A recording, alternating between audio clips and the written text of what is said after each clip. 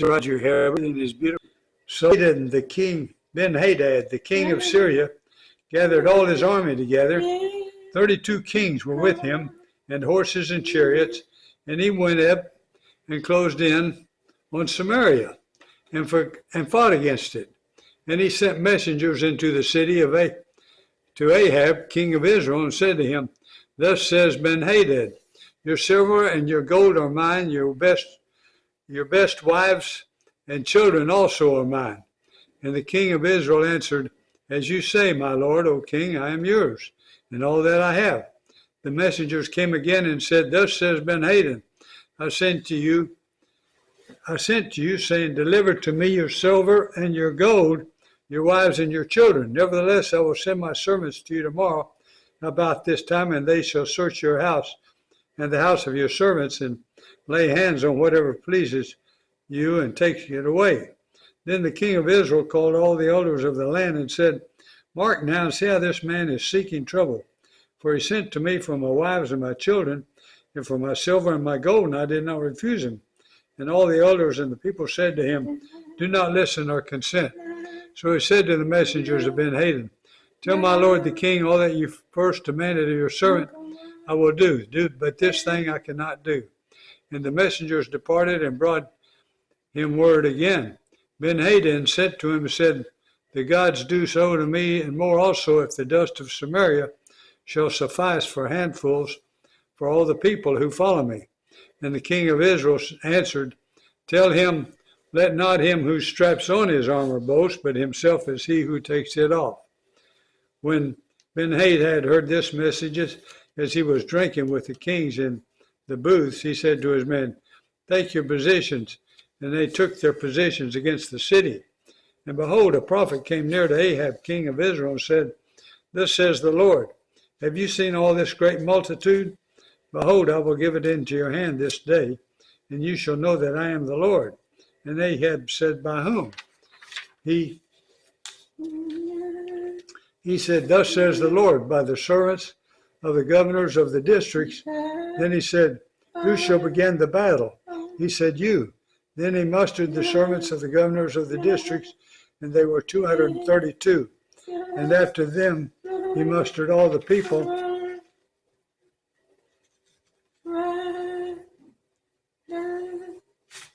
After this he mustered all the people of Israel, 7,000. And they went out at noon while Ben-Hadad was drinking himself drunk in the booths, he and the 32 kings who helped him. The servants of the governors of the districts went out first, and Ben-Hadad sent out scouts, and they reported to him, Men are coming out from Samaria. He said, If they have come out for peace, take them alive, or if they've come out for war, take them alive. So these went out of the city, the servants of the governors of the district, and the army that followed them. And each struck down his man. The Syrians fled, and Israel pursued them. But Ben-Hadad, king of Syria, escaped on a horse with horsemen. And the king of Israel went out and struck the horses and chariots, and struck the Syrians with a great blow. Then the prophet came near to the king of Israel and said to him, Come, strengthen yourself and consider well what you have to do. For in the spring the king of Syria will come up against you. And the servants of the king of Syria said to him, Their gods are gods of the hills, and so they were stronger than we. But let us fight against them in the plain, and surely we shall be stronger than they. And do this, remove the kings, each from his post, and put commanders in their places, and muster an army like the armor that you have lost, horse for horse, and chariot for chariot. Then we will fight against them in the plain, and surely we shall be stronger than they. And he listened to their voice, and did so. In the spring, Ben-Hadad mustered the Syrians, and went up to Aphek to fight against Israel.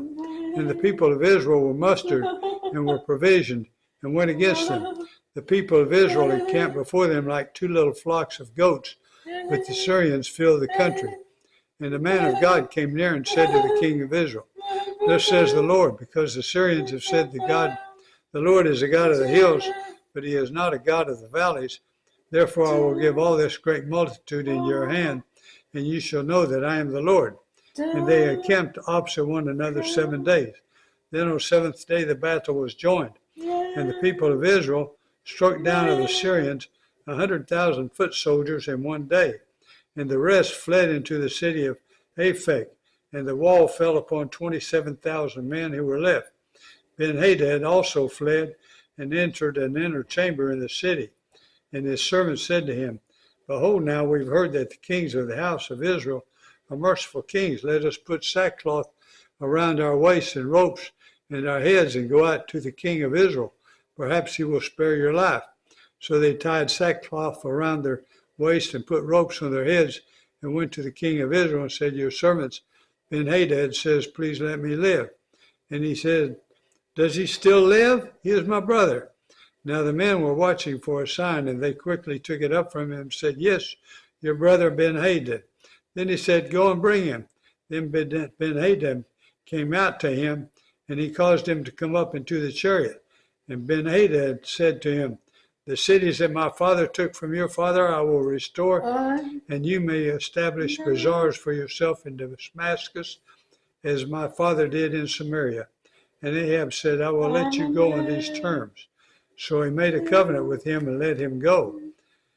And a certain man of the sons of the prophets said to his fellow at the command of the Lord, Strike me, please. But the man refused to strike him. Then he said to him, Because you have not obeyed the voice of the Lord, behold, as soon as you have gone from me, a lion shall strike you down. And as soon as he had departed from him, a lion met him and struck him down. Then he found another man and said, Strike me, please. And the man struck him and wounded him. So the prophet departed and waited for the king by the way, disguising himself with a bandage over his eyes. And as the king passed, he cried to the king, said, Your servant went out into the midst of the battle, and behold, a soldier turned and brought a man to me and said, Guard this man. If by any means he is missing, your life shall be for his life, or else you shall pay a talent of silver. And as your servant was busy here and there, he was gone. The king of Israel said to him, So shall your judgment be. Yourself have decided. Then he hurried to take the bandage away from his eyes. And the king of Israel recognized him as one of the prophets. And he said to him, Thus says the Lord, because you have let go of your hand the man whom I had devoted to destruction, therefore your life shall be for his life, and your people for his people. And the king of Israel went to his house, vexed and sullen, and came to Samaria.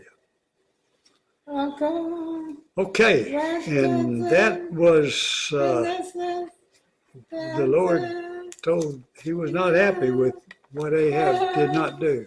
All right. And now we are in Jeremiah, the 11th chapter.